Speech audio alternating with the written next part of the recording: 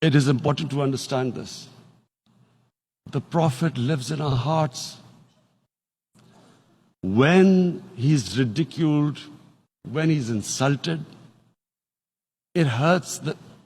As we human beings understand one thing: the pain of the heart is far, far, far more hurtful than physical pain. And that's why the Muslims react.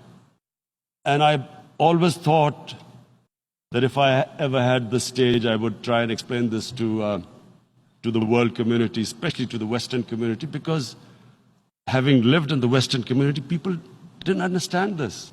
When I first went as a teenager to England, there was a comedy film on Jesus Christ. It's unthinkable in Muslim societies. So we need to explain that, look, in a human community, we must be sensitive to what causes pain to other human beings. We have,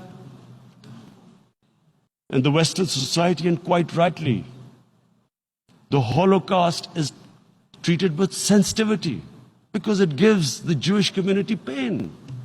That's all we ask. That do not use freedom of speech to cause us pain by insulting our holy prophet. That's all we want.